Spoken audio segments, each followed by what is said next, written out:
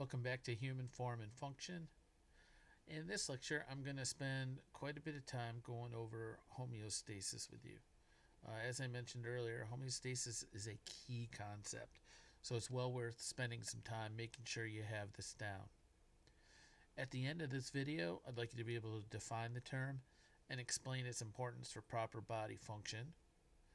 I want you to be able to explain what a negative feedback mechanism is. That includes defining it as well as describing the components, telling me how those components work together. I'd like you to have at least one specific example. Negative feedback mechanisms are really common in the body, so there's literally thousands of feedback mechanisms. Once you know it, you'll be able to recognize it and come up with your own fairly quickly and fairly easily. I also want you to be able to explain positive feedback mechanism, again, the components, and I want you to give one specific example. In the terms of normal body function, positive feedback mechanisms are really, really rare. There's really only one that we'll talk about. So I'll give you that one.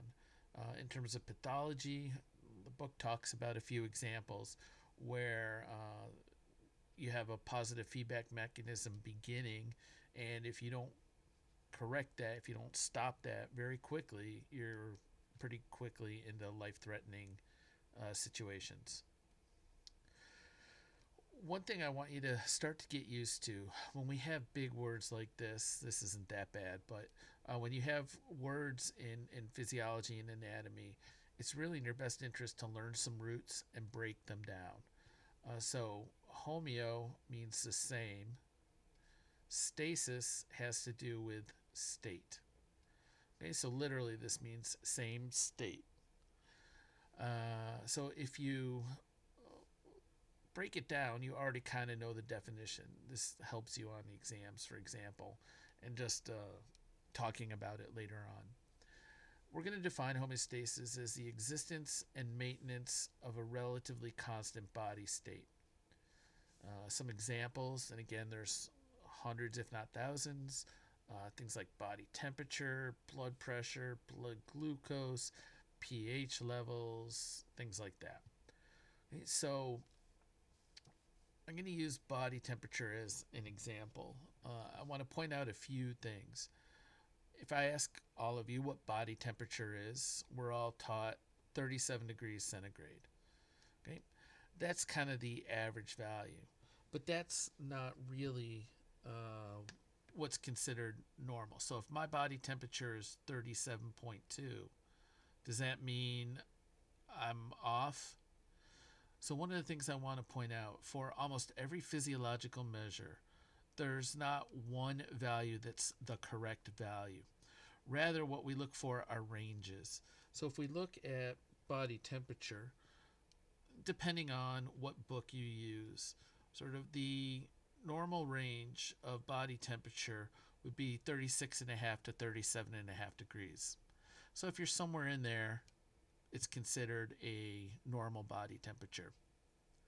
Now, what happens if we increase this value? As we go up and our temperature rises, say around 41 degrees, we'll have a state called hyperthermia. And here we're going to start to have some pathology. Some bad things are going to happen to your body. As we go up 42 degrees, here you can get brain damage. Okay, so as body temperature goes up, things really break down and start not to work real well. By the time we get up to 45 degrees or so, almost everyone who reaches this is dead. Your body can't work when the temperature's that high. So if our body temperature starts to increase, what do we have to do? We have to bring it back into the normal range. Well, what happens if our body temperature gets too low? If we hit something like 35 degrees, that's a state called hypothermia. Okay, and here we start to see some symptoms. Things start to go bad. As we get down, say 32 degrees, if your body reaches down here, Here we're going to have some serious issues: hallucinations, delusions. Your body starts to break down. By the time you hit 25, most people, again, are dead. Okay, so when we think about the normal range of temperature, what happens if we have too much? Yeah, you're dead.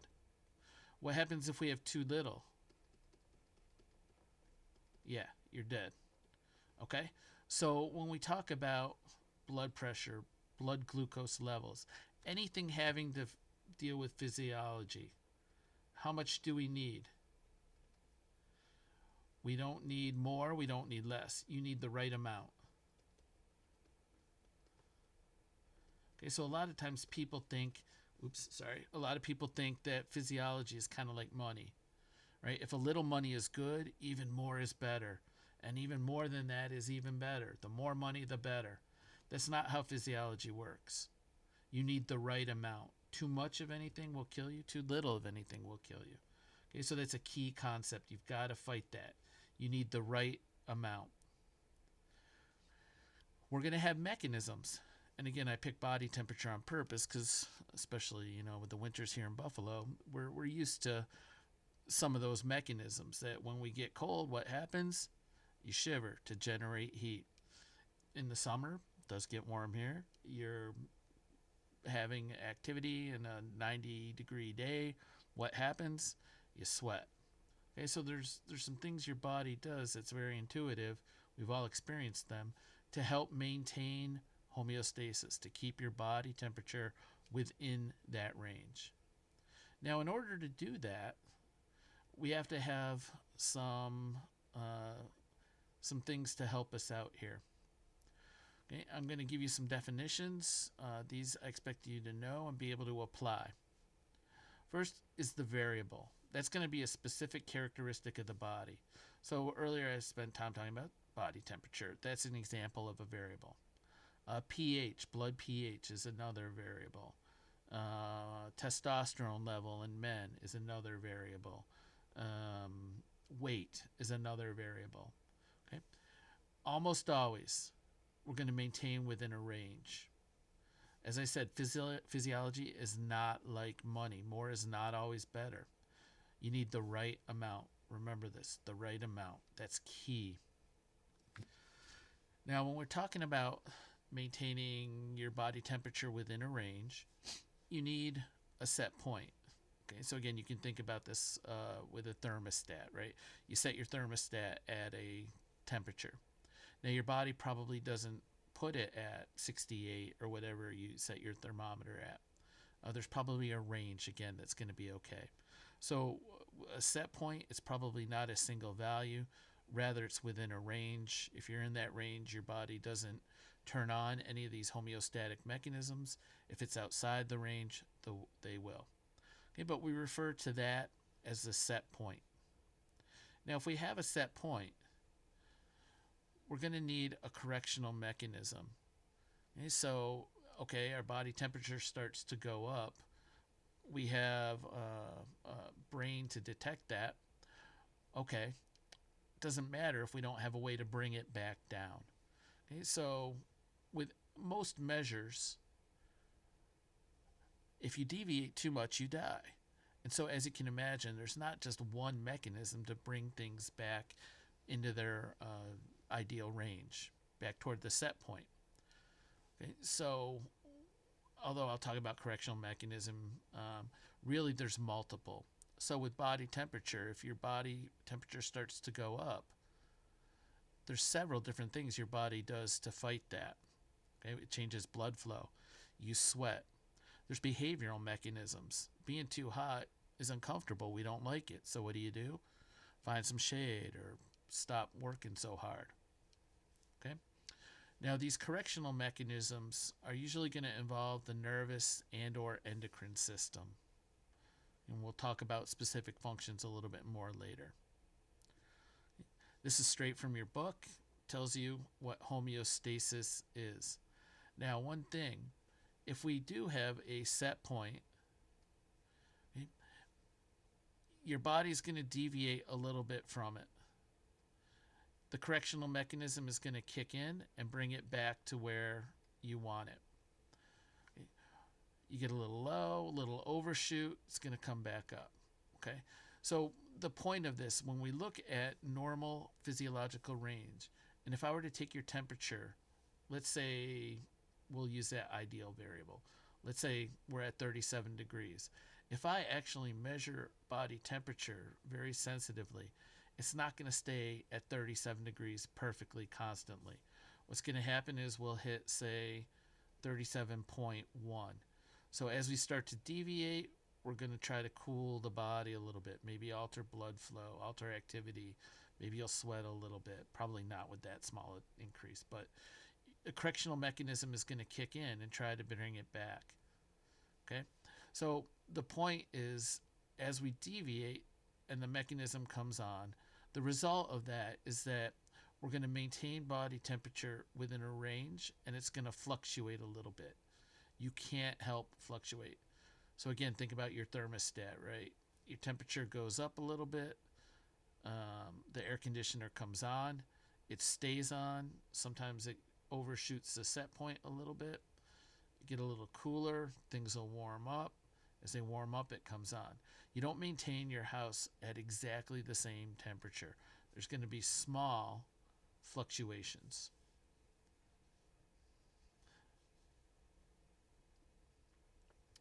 Now, when we talk about that correctional mechanism, we need to be able to tell when to turn that on and when to stop it.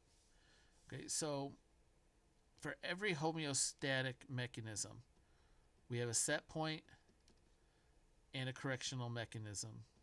Okay, we've established that. In addition, though, you need a sensor, okay, to detect and measure what that set point is, what the variable is. And then you need a control center. And what this control center is going to do is going to compare the variable to the set point. And then, if necessary, it's going to trigger the correctional mechanism. Okay? So I'm going to use a little more formal language in a minute. But let's say we're looking at body temperature again. In this specific case, the book is using as an example receptors monitoring body temperature. But these receptors are in the skin. Okay, so the skin receptors are going to measure the temperature. They're going to send that information to the control center in the brain. The control center then is going to compare that variable against the set point. If it's within that normal range, if it's near the set point, what do? Nothing. But if it deviates, then the control center is going to trigger that correctional mechanism. And correctional mechanisms are going to be mediated by effectors, so-called effectors. The effector then is going to mount a response that helps maintain homeostasis. Okay, so if the receptors here indicate that our body temperature is rising, okay, so actually what they indicate is body temperature is 37.5 degrees. Okay, our control center is going to compare 37, which is the set point, versus our actual measure, 37.5 degrees. Well, that's a big enough deviation now. We've got an issue. So it's going to send stimulatory signals to the effector, which in this case will be the sweat gland. That's going to produce sweat. That's going to cause fluid to evaporate on the skin, and that cools it. Okay? So this is typical of a homeostatic mechanism. As we go throughout the semester, we're going to talk about this in the context of many, many other systems. All right. Negative feedback is going to be a key concept. Basically, what negative feedback means is, let's say we have our set point and our variable starts to deviate. With negative feedback, we're going to, when we deviate, our body's going to try to bring the variable back to the set point.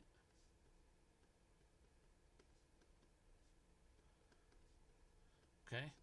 So we're trying to reduce the amount of variation here. Okay? So that's what negative feedback means. We're going to bring the variable back.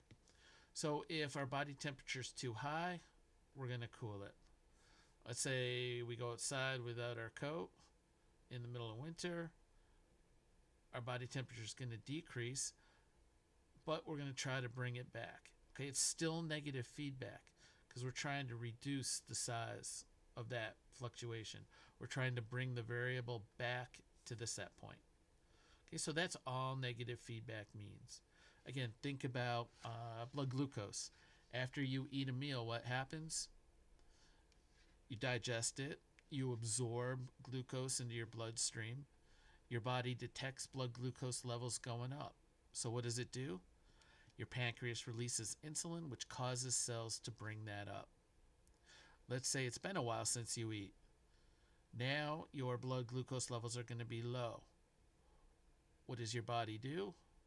It's going to release glucagon, which is going to allow for the release of glucose from places like the liver.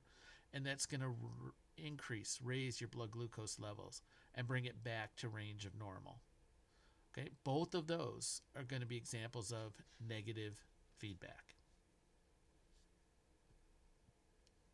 All right, when we talk about negative feedback loops, these are going to be true of positive feedback loops too. As I said, we need a receptor. You can't do anything about a variable if you can't measure it. So if we're thinking about a home heating system, for example, right, the thermometer is the receptor. It just tells you what the temperature is. We have receptors that tell you blood glucose levels, receptors that tell you osmotic state. There's receptors for every variable you have in your body. Next, we need a control center. The control center determines the set point. It's going to compare the variable to that set point, and as I said, if necessary, it's going to trigger an effector. Now I simplified, right, and I just showed you one effector in the previous slide. In reality, there's going to be multiple mechanisms that are going to work together to help pull your variable back to the set point. Here, this is going to be basically the computer chip on a modern thermostat. An effector is going to be a physiological response. That's going to be similar to the actual furnace or the air conditioning unit turning on, doing their thing. That's what an effector is. Depending on the effector, right, we can either increase or decrease the level of the variable. Okay.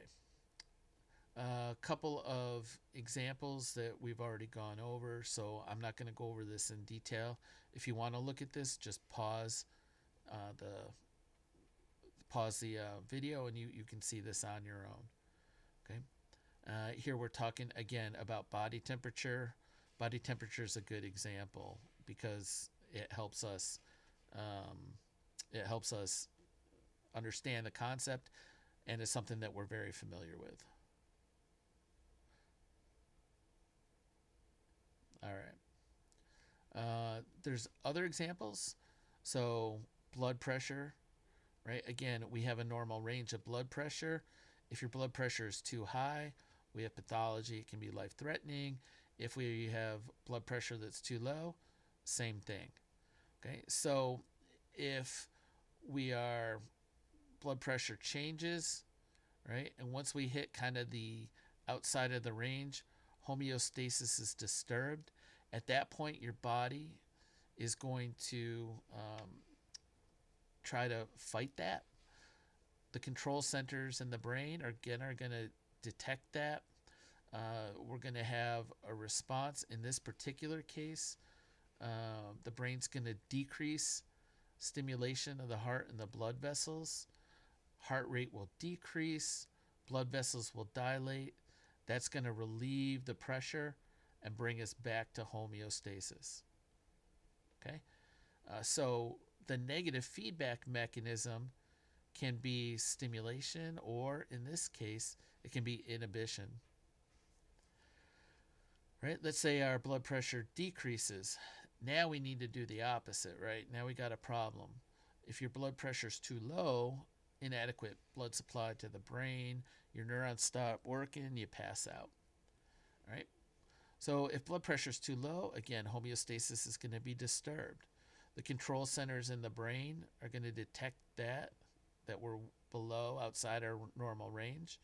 We're going to do the opposite of what we did above. So we're actually going to stimulate the heart. We're going to increase the heart rate, and we're going to cause the blood vessels to constrict. When we do those things, blood pressure's increased, and we can restore homeostasis. Okay? So hopefully with these couple examples, you have a reasonable feel for what negative feedback is. As I said, positive feedback is really rare. I'm going to show you an example from the book. With a positive feedback, when we deviate from the range, mechanisms are going to kick in that push us even further away. Okay, so this is going to be a pathological situation. This would be a life-threatening emergency that sometimes happens. So our blood pressure's cruising along. We're in the normal range. Sometimes the blood pressure can decrease below normal. Okay? That ends up decreasing blood flow to cardiac muscle. If the blood flow to cardiac muscle decreases, it doesn't work as well. When your heart's not working as well, what happens? Less blood. So as we decrease blood flow to the heart, now the heart works less and less. When it works less, we get less blood. Less blood, it works even worse. Okay, so you can see how it's this kind of vicious cycle. Less blood equals less blood because the heart isn't working as well. Okay, now we get this positive feedback loop, and eventually this is going to lead to death. Okay, this is pathology. I'm going to show you, I'm going to go back one slide and use this blank place to show you another one. In women, there's something called the pre-ovulatory luteinizing hormone surge. Okay, so basically a surge of luteinizing hormone from the pituitary gland causes ovulation. Essentially, if we look, estrogen released from the ovary, most of the cycle inhibits LH release. Okay? So as we go through this, okay, normally LH is going to go through the blood. Luteinizing hormone is going to increase estrogen levels. What does estrogen do to LH? I just told you, right? It inhibits it. So as LH increases the amount of estrogen, those rising estrogen levels normally come back and inhibit the release of luteinizing hormone. Okay, so this is gonna, again, if we look at LH, right, it's gonna pull us up. As we get outside our range, right, it's gonna turn off. Those levels are gonna turn off luteinizing hormone, so estrogen is no longer stimulated, and it's gonna go back down to its set point. Okay, so this is estrogen level. Okay, that's a typical negative feedback loop. You're familiar with that.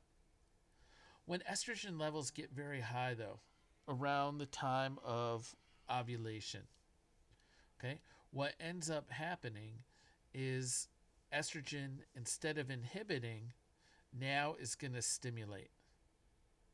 Okay, so now here we are looking at estrogen level. Okay, as we have our estrogen levels now, you can see that luteinizing hormone is going to stimulate the release of estrogen. Now, what does estrogen do? It's going to stimulate luteinizing hormone. When we stimulate luteinizing hormone, what happens to estrogen levels? They go up. So what happens? Estrogen levels are just going to keep going up and up and up and up. Okay? So that's a positive feedback loop. We don't know why at low levels of estrogen we get negative feedback, but at high levels we get positive feedback. That's a mystery to science, but that's exactly what happens. Okay, so this hormonal regulation of ovulation in women gives us an example of both a negative and then a positive feedback loop. This one you might want to remember because it is pretty much the only normal positive feedback loop. All right. Now I'm going to end this video with a video. As you can see, this is McGraw-Hill video. You have access to this positive and negative feedback.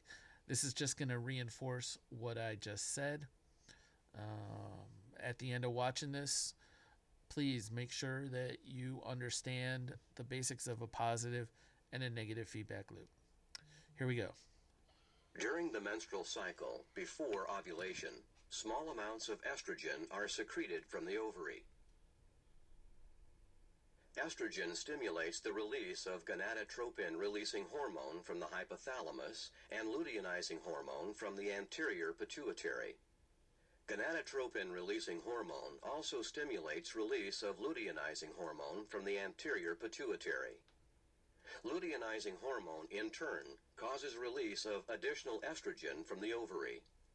The levels of gonadotropin-releasing hormone and luteinizing hormone increase in the blood due to this positive feedback effect. After ovulation, the corpus luteum is formed in the ovary and begins to secrete progesterone in response to luteinizing hormone. Progesterone inhibits the release of gonadotropin-releasing hormone from the hypothalamus and luteinizing hormone from the anterior pituitary. Blood levels of gonadotropin-releasing hormone and luteinizing hormone decrease because of this negative feedback effect.